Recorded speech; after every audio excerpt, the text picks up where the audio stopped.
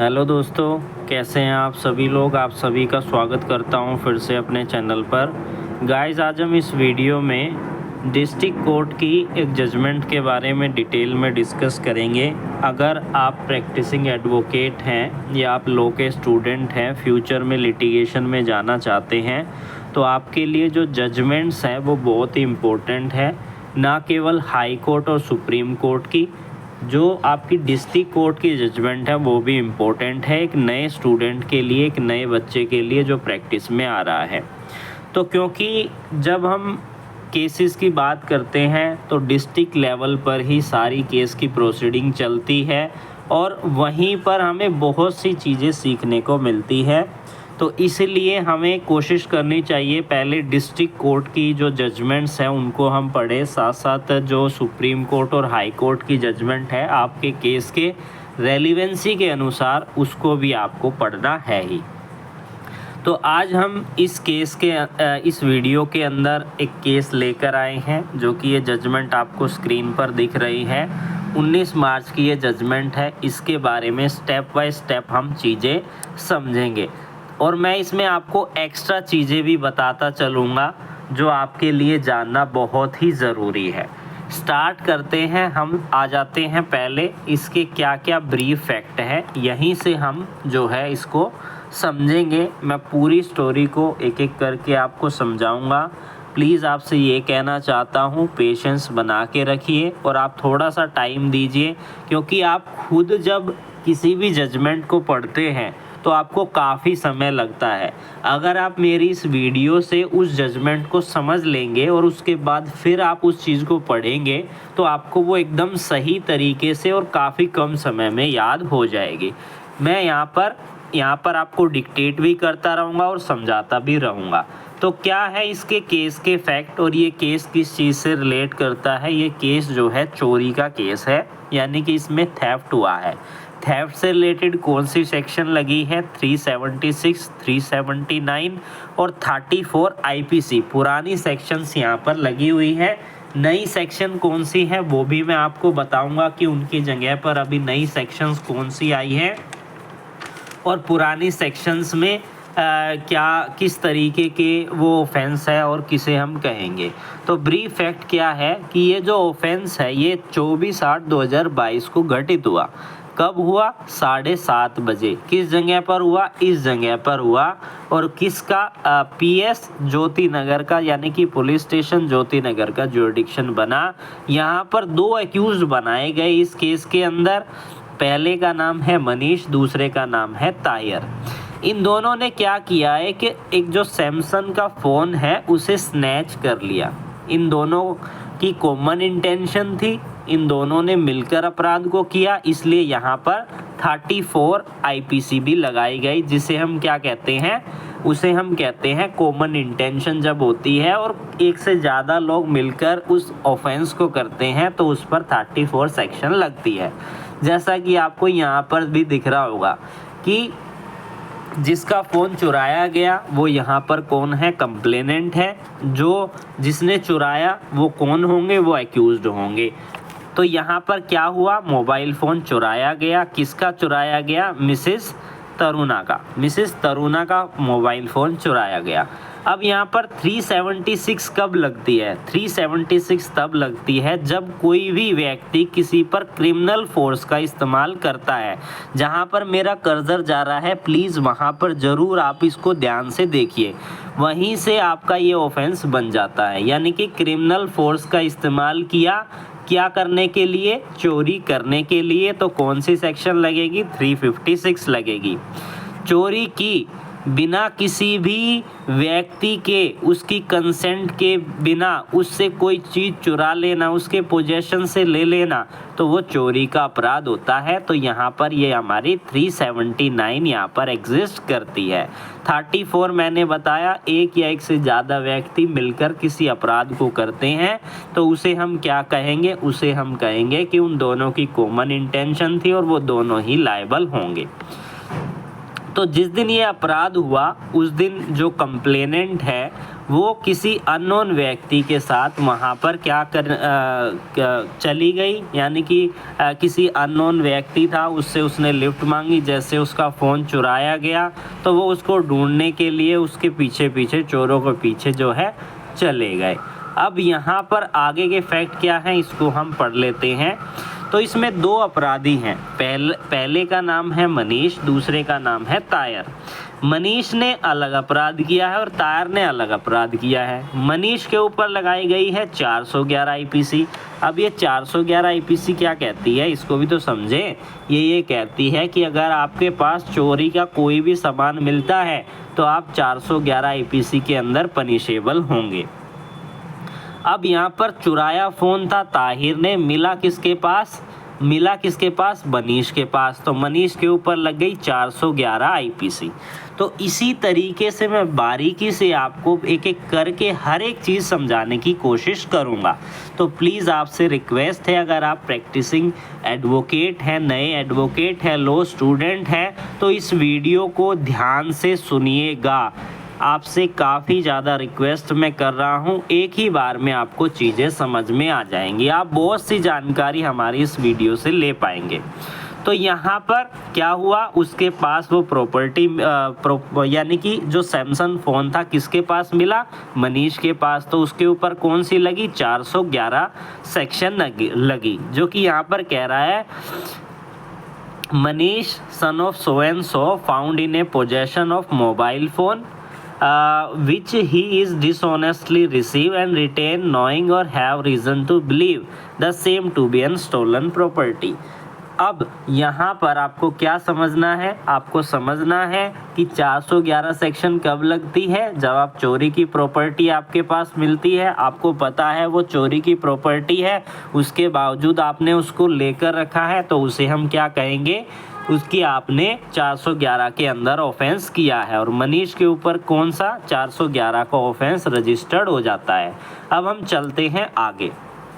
उससे पहले जो ये सेक्शंस दी गई हैं 376, 379, 411 और 34 आईपीसी, इसको नए कानून के अनुसार किस सेक्शन में परिवर्तित किया गया है वो भी मैं आपको बता देता हूँ। बात करें 356 की, जो कि क्या बात करता है, असोल्ट यानी हमला करके, क्रिमिनल फोर्स का इस्तेमाल करके चोरी करता है, तो उस पर 356 लगती है। और बीएनएस की इसकी नई सेक्शन कौन सी है, 134।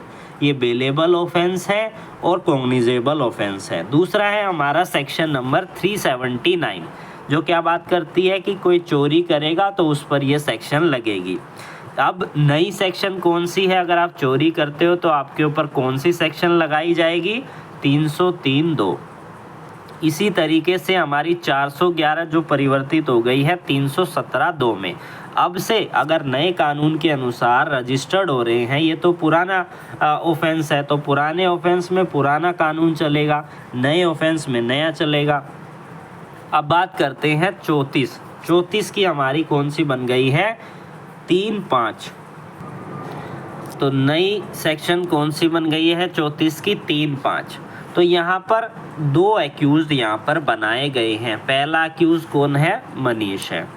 अब हम आगे चलते हैं इसमें और आगे समझते हैं। और दूसरा है हमारा ताहिर। अब जैसे ही ये एफआईआर रजिस्टर्ड होती है, इन्वेस्टिगेशन स्टार्ट हो जाती है, क्योंकि केस को कौन इन्वेस्टिगेट करता है, केस को इन्वेस्टिगेट करता है पुलिस ऑफिसर। पुलिस ऑफिसर कौन होगा, जो आईओ होगा, वो उस केस को इन्वेस्टिगेट करेगा। इसके अलावा अदर जो पुलिस ऑफिसर है वो भी उस इन्वेस्टिगेशन में शामिल होंगे। तो जैसे ही उसकी इन्वेस्टिगेशन पूरी हो जाती है केस की, तो एक रिपोर्ट फाइल की जाती है कोर्ट के अंदर, जिसमें सारी चीज़ें होती हैं, जिसे हम चार्जशीट कहते हैं। यानी कि हर एक डॉक्यूमेंट इन्वेस्टिगेशन से रिलेटेड, कब एफआईआर दर्ज की गई, कब रुका बनाया गया, कब चीज़ों को सीज़ किया गया, सीज़र मेमो तैयार किए गए, कोई सीसीटीवी फुटेज है तो उसको देखा गया। बहुत सी ऐसी चीज़ें हैं जो कि इन्वेस्टिगेशन में आती है। अब हम इस जजमेंट के अनुसार समझेंगे तो बहुत ब्रॉडली हम समझ रहे हैं। आपके लिए ये एक वीडियो ही काफ़ी हेल्पफुल होगी, भले ही ये वीडियो कितनी भी बड़ी हो। और इसी तरीके से हम आने वाले समय में भी चीज़ों को समझने की कोशिश करेंगे, ताकि आपकी जो लीगल नॉलेज है, जब आप कोर्ट में प्रैक्टिस करने जाओ, आपके पास इतनी ज़्यादा नॉलेज हो कि आप एकदम से चीज़ों को कैच करने लग जाए। अब बात करते हैं कि यहाँ पर एक्यूज़ को, ये जो दोनों एक्यूज़ यहाँ पर बनाए गए हैं, इनको जब कोर्ट में लाया जाता है, चार्जशीट फाइल की जाती है। अब मजिस्ट्रेट साहब कॉग्निजेंस लेते हैं और कॉग्निजेंस लेने के बाद उससे पूछा जाता है कि क्या आपने ये अपराध किया है। वो ये कहता है जी मैंने ये अपराध नहीं किया, मेरे को झूठा फंसाया गया है, मैं इस केस को आगे लड़ना चाहता हूँ। तो जब वो ये कहता है आगे लड़ना चाहता हूँ, तो यहाँ पर उसके ऊपर चार्ज से रिलेटेड बहस होती है कि कौन कौन सी जो सेक्शन लगाई गई है, क्या ये सही है। अगर सही नहीं है तो आप अपने वकील को लाइए और इस पर बहस कीजिए कि क्यों ये सही नहीं है। चार्ज फ्रेम करने के बाद यहाँ पर कॉपी जो है, जो डॉक्यूमेंट होते हैं केस के, वो एक्यूज़ को सप्लाई कर दिए जाते हैं। यानी कि ये जो डॉक्यूमेंट सप्लाई होते हैं पहले ही हो जाते हैं, उसी पर वो अपने जो वकील हैं वो उस केस की फ़ाइल को पढ़ते हैं, जो ये चार्ज लगाए गए हैं उस पर वो बहस करते हैं। मैंने बता दिया था बाद में नहीं, पहले सप्लाई की जाएगी आपको क्या, डॉक्यूमेंट, जो केस फाइल्स हैं, जो इन्वेस्टिगेशन की गई, जो आरोप आपके ऊपर लगाए गए। तो ये किस सेक्शन में किए जाते हैं, CRPC की सेक्शन नंबर 207 के अंदर। तो ये राइट भी होता है कि उसको ये डॉक्यूमेंट मिले ताकि वो अपने केस को आगे लड़ सके। अब नए कानून के अनुसार कौन सा सेक्शन है, नया कानून क्या आ रहा है, CRPC की जगह पर BNSS यानी कि भारतीय नागरिक सुरक्षा संहिता, जिसकी कौन सी सेक्शन है, 230 आई है। यानी कि अब से अगर कोई डॉक्यूमेंट सप्लाई किए जाएंगे किसी एक्यूज़ को, तो वो किस सेक्शन के अंदर किए जाएंगे, 230 BNSS के द्वारा। तो यहाँ पर डॉक्यूमेंट उसे सप्लाई कर दिए। अब चार्ज की बात आ जाती है। चार्ज यानी कि वही आरोप जो एक्यूज़ के ऊपर लगाए गए हैं, किस किस तरीके के आरोप लगाए गए हैं। एंड तक देखिएगा तभी आपको समझ में आएगा कि प्रोसिक्यूशन ने क्या कहा, क्या रिज़ल्ट रहा, क्या उसे दोषी ठहराया गया या उसे बरी कर दिया गया। अब यहाँ पर आगे चलते हैं। चार्ज उस पर फ्रेम कर दिए गए एक्यूज़ के ऊपर। एक एक्यूज़ के ऊपर ये सेक्शन लगाई गई और एक के ऊपर ये सेक्शन लगाई गई, क्योंकि दोनों का अपराध अलग अलग था। दोनों का अपराध अलग अलग था। यहाँ पर 411 क्योंकि उसके पास चोरी की प्रॉपर्टी मिली, और 356, 379 और 34 क्योंकि उसने चोरी की थी। किसने की थी चोरी? ताहिर ने की थी। मिली किसके पास? मनीष के पास मिली। अब उन्होंने क्या कहा कि मैंने तो ये अपराध किया ही नहीं है, मैं तो गिल्टी नहीं हूँ, मैं तो ट्रायल क्लेम करना चाहता हूँ। वही चीज़ यहाँ पर लिखी गई है। अब जैसे ही वो एक्यूज़ ये बोल देता है मैं तो ट्रायल फेस करूँगा, अब यहीं से स्टार्ट हो जाती है सारी चीज़ें। अब प्रोसीडिंग आ जाती है PE पर, यानी कि प्रोसिक्यूशन एविडेंस पर। अब जो कंप्लेनेंट होता है उसकी तरफ से जो गवाह हैं उनको लाया जाता है, क्योंकि सवे यहाँ पर कंप्लेनेंट भी गवाह है, उसी का फ़ोन चोरी हुआ है, वही एक पब्लिक विटनेस है, वही आई विटनेस है। तो इसी पर अब डिस्कशन कर लेते हैं। यानी कि इस दिन 27/2/2025 को इसकी स्टेटमेंट हुई। किसकी? कंप्लेनेंट की स्टेटमेंट होती है।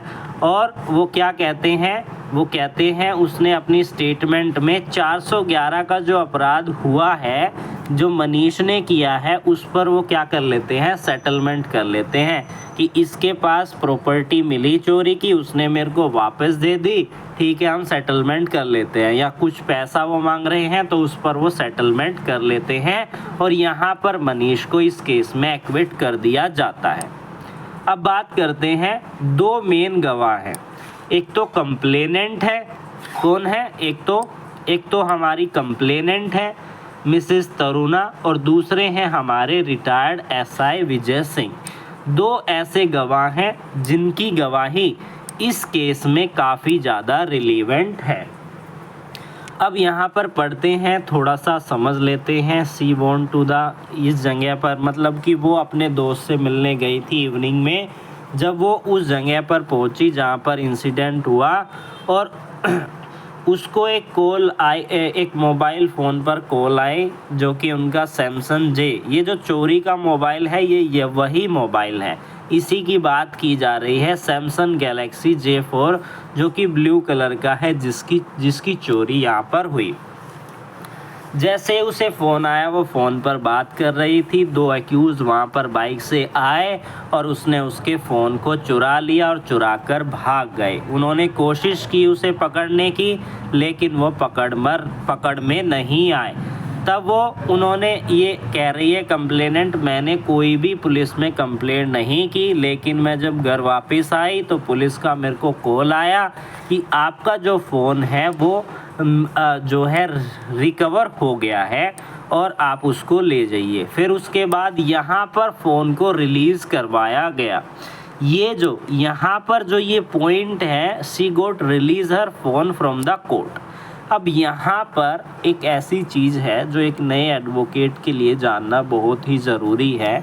जैसे कि आपके पास कोई केस आता है या फिर कोई क्लाइंट आपके पास आता है, वो ये आपसे कहता है कि मेरा फ़ोन या मेरा कोई भी आइटम, चाहे वो बाइक हो, गाड़ी हो, एनीथिंग, कुछ भी हो, इस केस के अंदर इन्वॉल्व है। अब मैं उसे चाहता हूं कि उसे मैं रिलीज़ करवा लूं और इन्वेस्टिगेशन केस की पूरी हो चुकी है। तो अब आप उसको कैसे रिलीज़ करवाएंगे? इससे आप अपना जो है थोड़ा पैसा भी बना सकते हैं, ताकि आप कोर्ट में जब प्रैक्टिस कर रहे हैं तो आपको फाइनेंशियल सपोर्ट जो चाहिए, तो इसके लिए एक एप्लीकेशन मूव की जाती है।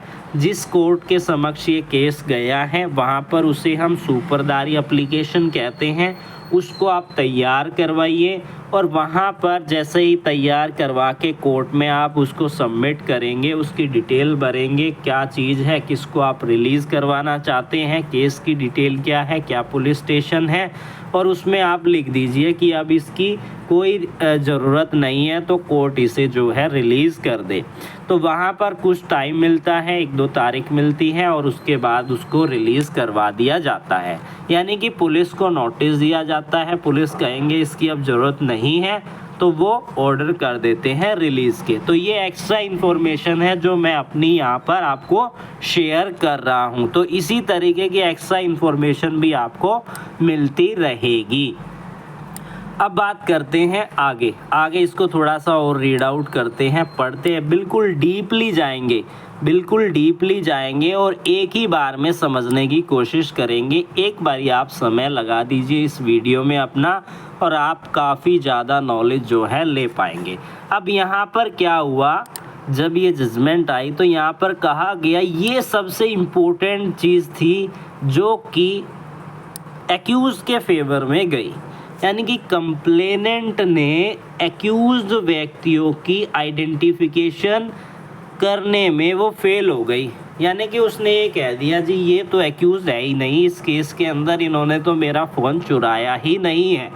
यानी कि उसकी आइडेंटिफिकेशन पर डाउट हो गया।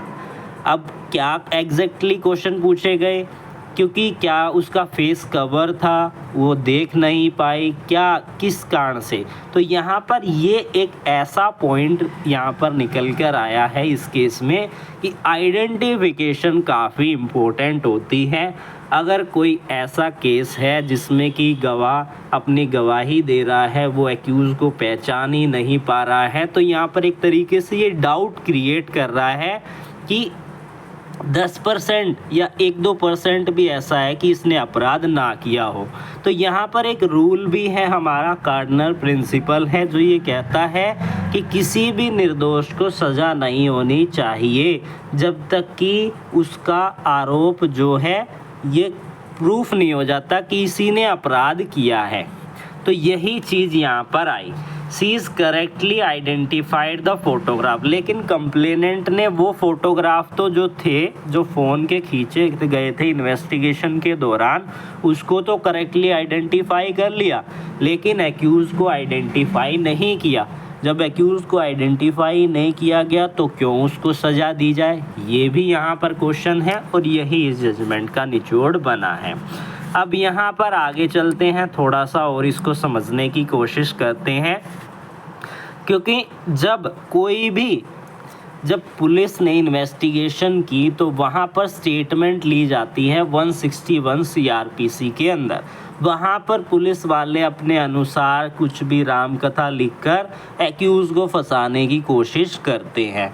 अब यहाँ पर अगर कोई भी कंप्लेनेंट या विटनेस कोर्ट में आके ये कहता है कि ये जो स्टेटमेंट पहले लिखवाई है, मैंने तो ऐसा कुछ बताया ही नहीं है पुलिस ऑफिसर को, ये तो मेरी स्टेटमेंट है ही नहीं, तो यहाँ पर वो स्टेटमेंट से बदलना, कोई भी विटनेस, कोई भी गवाह जब अपनी स्टेटमेंट से बदल जाता है तो इस तरीके के विटनेस को हम क्या कहते हैं? हॉस्टाइल विटनेस कहते हैं।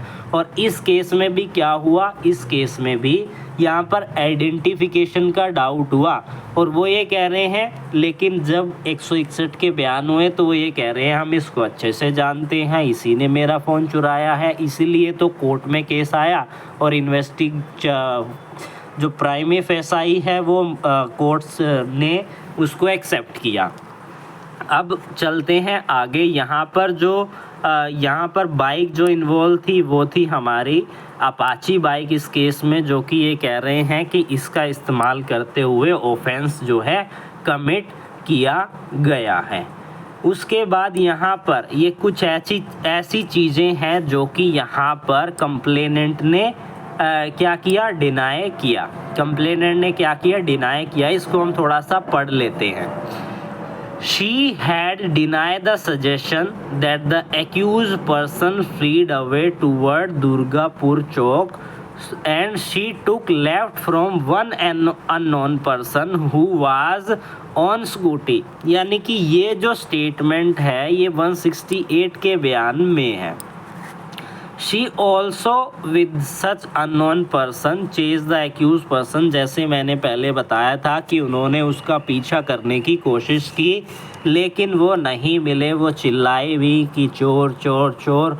और वहाँ पर एक ट्रैफिक पुलिस ऑफिसर था जो कि खाकी यूनिफॉर्म में था, उनने भी कोशिश की वहाँ पर उसे पकड़ने की।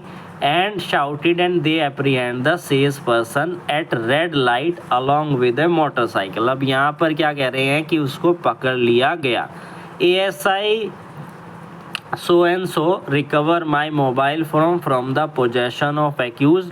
अब यहाँ पर ये स्टेटमेंट में कह रहे हैं कि इस तरीके से उस accused को पकड़ लिया गया, उसके प्रेजेंस में पकड़ा गया, लेकिन यहाँ पर वहाँ पर उसकी आइडेंटिफिकेशन अब वो नहीं कर पा रही। जब वो बयान दे रही है और अक्यूज़ को लेके आया जा रहा है तो तब वो मुकर जा रही है। तो यही चीज़ यहाँ पर किसको? एक्यूज़ को बेनिफिट देता है। एंड तहीर एंड और someone call the 100 number and IO of the present case at a so and so ASI and other staff hand over the accused and mobile to the IO। यानी कि accuse को भी provide कर दिया गया IO को, और mobile phone को भी जो है IO को दे दिया गया। और IO एक्यूज़ पर्सन के साथ स्पॉट पर गए जहां पर उन्होंने अपनी स्टेटमेंट रिकॉर्ड की। ये भी पॉइंट आता है कि वो स्टेटमेंट पुलिस स्टेशन में जाकर रिकॉर्ड करते हैं, एक्चुअली में वहां पर करते ही नहीं है, उन्हें पता ही नहीं होता है। तो ये कुछ पॉइंट जो है बन जाते हैं। इसके बाद हम आगे पढ़ लेते हैं थोड़ा सा और, ताकि आपको चीज़ें समझ में आए। Bearing his signature at point A and the IO has arrested accused Manish and तहीर। अब यहाँ पर जब भी किसी भी एक्यूज़ को अरेस्ट किया जाता है तो पुलिस के लिए ये अनिवार्य है कि वो अरेस्ट मेमो तैयार करे। किसी चीज़ को सीज कर रहे हैं तो सीजर मेमो वो तैयार करे। ये सारी चीज़ें ज़रूरी हैं। यानी कि इस केस के अंदर मोबाइल फ़ोन था, मोटरसाइकिल थी, उनको सीजर मेमो के द्वारा सीज किया जाता है। जो आप इन्वेस्टिगेशन फाइल में जब कोर्ट सबमिट करती है एक्यूज़ को तो उसके अंदर ये सारे डॉक्यूमेंट होते हैं। तो ये हेल्प करता है आपको चीज़ों को आगे समझने में। तो अब हम चलते हैं आगे, थोड़ा सा आगे चलते हैं। एक ये टर्म होती है, इसको भी आपको समझना है। ये टर्म क्या है? ये है टर्म रुक्का। रुक्का टर्म किसे कहते हैं, इसको भी आपको समझ लेना है। रुक्का टर्म एक तरीके से जब इन्वेस्टिगेशन चालू होती है तो रिटर्न में वो पेपर पर लिख लेते हैं कि इस जगह से मेरे को कॉल आई, अब यहाँ पर ऑफेंस कमिट हुआ है और ये इंसिडेंट है, यहाँ पर ये गवाह है, किसने क्या अपराध किया, किस तरीके का अपराध हुआ। तो यानी कि वो रिटर्न में पेन पेपर से अपनी डायरी के अंदर एक रुका प्रिपेयर करते हैं और उसी के बेसिस पर उसी को ले जाकर वो क्या करवाते हैं, एफआईआर रजिस्टर्ड करवाते हैं। तो उसको हम क्या कहते हैं, रुका कहते हैं। इसको भी आपको यहाँ पर ध्यान में रखना है। इसको आप एक बारी इस जजमेंट को रीड आउट कीजिए। अब हम चलते हैं इम्पोर्टेंट चीज़ों पर। इम्पोर्टेंट चीज़ें क्या हैं, अब यहाँ से स्टार्ट हो जाती हैं, यहाँ से स्टार्ट हो जाती हैं। It is pertinent to noted that the total 12 witness, यानी इस केस के अंदर 12 विटनेस हैं, लेकिन 12 विटनेस में से एक ही पब्लिक विटनेस है। पब्लिक विटनेस कौन हुआ, जो कंप्लेनेंट है। कंप्लेनेंट कौन है, तरुणा है। और अदर इन्वेस्टिगेशन ऑफिसर हैं, यानी कि जितने भी पुलिस ऑफिसर्स हैं, जिन्होंने जो आई विटनेस नहीं थे, उन्हें ये नहीं पता किस तरीके से ऑफेंस हुआ, लेकिन उन्होंने ऑफेंस होने के बाद केस को इन्वेस्टिगेट किया कि किस किस तरीके से ऑफेंस हुआ है और वो इन्वेस्टिगेशन का हिस्सा रहे हैं। अब यहाँ पर स्टार विटनेस भी हम कहते हैं, आई विटनेस भी हम कहते हैं किसको, जो कि उस केस से इन्वॉल्व है, यानी कि जिसने उस इंसिडेंट को होते हुए देखा है। तो इस केस के अंदर विक्टिम ही आई विटनेस जो है, लेकिन वो हॉस्टाइल है क्योंकि वो अपनी स्टेटमेंट से मुकर गई। उसने आइडेंटिफाई ही नहीं किया कि ये तो है ही नहीं अपराधी।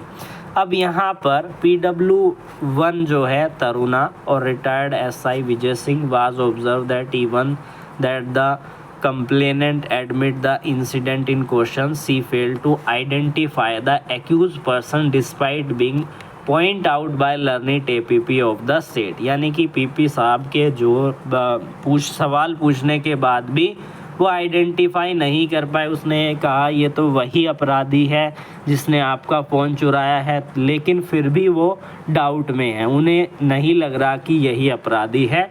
तो यहाँ पर ये हेल्प इस आइडेंटिफिकेशन ने, एक्यूज़ की आइडेंटिफिकेशन ना होना, ये एक्यूज़ के फेवर में गया कंप्लेनेंट का, क्योंकि इसमें कोई और अदर पब्लिक कोई और आई विटनेस नहीं है, कोई और स्टार विटनेस नहीं है, कोई और पब्लिक विटनेस जो है नहीं है।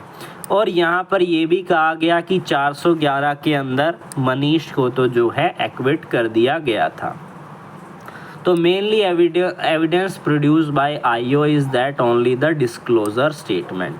अब यहाँ पर यानी कि इसको भी समझ लेते हैं डिस्क्लोजर स्टेटमेंट को, यानी कि जब कोई एक्यूज़ पकड़ा जाता है किसी केस में, अब उस एक्यूज़ के द्वारा कही गई बातें, वो ये कहता है कि मैंने जो ये अपराध किया है, ये मैंने इसमें इस चीज़ का इस्तेमाल, इस वेपन का इस्तेमाल किया, इस बाइक का इस्तेमाल किया चोरी करने में, मेरे साथ ये व्यक्ति था जिसने अपराध किया। तो वो डिस्क्लोजर स्टेटमेंट अगर कोऑर्पोरेट कर जाती है, जो वो चीज़ कह रहा है रियल में वो चीज़ मिल जाती है, तो यहाँ पर ये उसके अगेंस्ट में भी जाती है एक्यूज़ के। और हमेशा जो इन्वेस्टिगेशन ऑफिसर्स होते हैं, जो पुलिस ऑफिसर्स होते हैं, वो एक्यूज़ को झूठा फंसाने के लिए डिस्क्लोजर स्टेटमेंट में हमेशा उसके अगेंस्ट की ही बात लिखते हैं, ताकि वो उसके अगेंस्ट में यूज़ की जा सके। लेकिन यहाँ पर इसमें जो स्टार आई विटनेस था वो अपनी बात से पलट गई थी, लेकिन इसलिए जो एक्यूज़ के अगेंस्ट में ये जजमेंट नहीं आए, उसके फेवर में आए, क्योंकि यहाँ पर डाउट क्रिएट जो है हो गया, डाउट क्रिएट जो है हो गया। अब हम चलते हैं और रिलेवेंट चीज़ें जो हमें समझनी है इस जजमेंट में। मैं यहाँ से एक बारी पढ़ देता हूँ। Move further as already mention above, complainant and public witness Mrs Taruna has turn hostile on the identity of the accused and nothing incriminating। इसका क्या मतलब होता है? incriminating का मतलब होता है जब किसी अपराधी को दोषी साबित करने के लिए कोई सबूत जुटाया जाता है, तो उसको हम कहते हैं इनक्रिमिनेटिंग, यानी कि यहाँ पर कुछ भी इनक्रिमिनेटिंग नहीं है एक्यूज के अगेंस्ट में ऑन रिकॉर्ड। ये यहाँ पर ये लाइन जो है बता रही है, admittedly there are no independent eye witness except the public witness and complainant cited by prosecution. Thus the testimony of PW 1 and 2, यानी कि पहली विटनेस कौन थी, हमारी कंप्लेनेंट खुद थी। दूसरी विटनेस कौन थी, एसआई विजय कुमार जो रिटायर्ड हो चुके थे, उन्होंने हेल्प नहीं किया किसके, प्रोसिक्यूशन के केस को, कि एक्यूज को गिल्टी साबित किया जाए।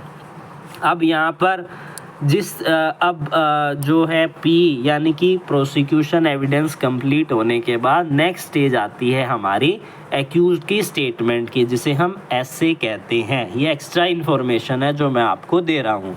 एसए यानी कि स्टेटमेंट ऑफ एक्यूज, जिसमें कि वो ये कहता है कि मेरे को झूठा फंसाया गया है, मैंने ये अपराध नहीं किया है, और वो ये कहता है, यही चीज़ें कहता है कि मैंने ये अपराध नहीं किया है, मेरे को झूठा फंसाया गया है इस केस के अंदर।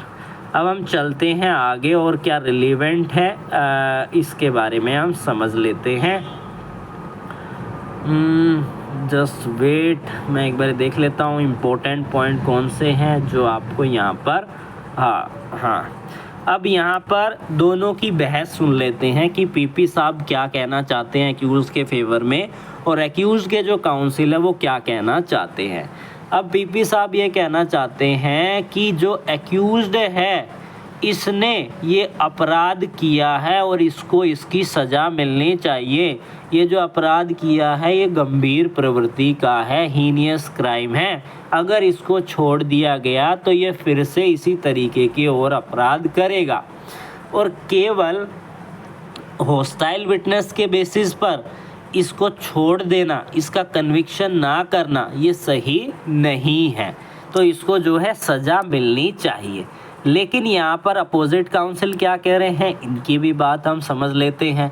अपोजिट काउंसिल ये कह रहे हैं कि कोई भी ऐसा एकमात्र एविडेंस नहीं है जो एक्यूज के अगेंस्ट में जा रहा है। एक ये टर्म है, इसको भी आपको समझ लेना है, आयोटा। आयोटा का मतलब होता है तुच्छ सा, यानी छोटा सा भी एक वैलिड एविडेंस नहीं है कि वो एक्यूज के अगेंस्ट में जा रहा हो प्रोसिक्यूशन के पास, यानी कि जो कंप्लेनेंट है उसकी तरफ से कोई भी ऐसा एविडेंस नहीं है जो कि एक्यूज को दोषी साबित करे। केवल क्योंकि कंप्लेनेंट ने कंप्लेंट यहाँ पर इनिशिएट कर दी, शुरू कर दी, तो इसका मतलब ये नहीं है कि एक्यूज को दोषी ठहरा दिया जाएगा। और कंप्लेनेंट ने सव्य ही वो आइडेंटिफाई करने में भी फेल हो गए। कंप्लेनेंट सव्य भी आइडेंटिफाई करने में फेल हो गए, इसलिए एक्यूज को जो है एक्विट कर दिया जाना चाहिए। ये बहुत इम्पोर्टेंट है। अब यहाँ पर जो कार्डिनल प्रिंसिपल है उसके बारे में मैं यहाँ पर बता रहा हूँ। मैंने पहले भी बताया था कि कोई भी person, accuse person are presume to be innocent unless prove guilty. और दूसरा पॉइंट है अपने की बर्डन किसके ऊपर होगा, प्रोसिक्यूशन के ऊपर। प्रोसिक्यूशन को साबित करना होगा बिना किसी डाउट के। हल्का सा भी डाउट निकला तो यहाँ पर केस पलट सकता है। हल्का सा भी डाउट मिला तो डाउट का क्या बेनिफिट दिया जाएगा, किसको, एक्यूज को। क्योंकि अगर आपको 1% भी डाउट है कि इसने अपराध नहीं किया है तो वो निर्दोष है, तो उसको सज़ा नहीं दी जा सकती। और इस केस के अंदर क्या हुआ था, आइडेंटिफिकेशन से रिलेटेड, आइडेंटिफाई ही नहीं कर रहा कंप्लेनेंट, आइडेंटिफाई नहीं करेगा एक्यूज को, तो कैसे उसको सज़ा दे दी जाए। और वो यहाँ पर ना तो कोई कंप्लेनेंट के अलावा अदर आई विटनेस है, कोई सीसीटीवी फुटेज भी नहीं है, कोई एक्स्ट्रा इंडिपेंडेंट विटनेस भी यहाँ पर नहीं था। तो इस केस के अंदर क्या किया गया, बाइज्जत बरी कर दिया गया एक्यूज को।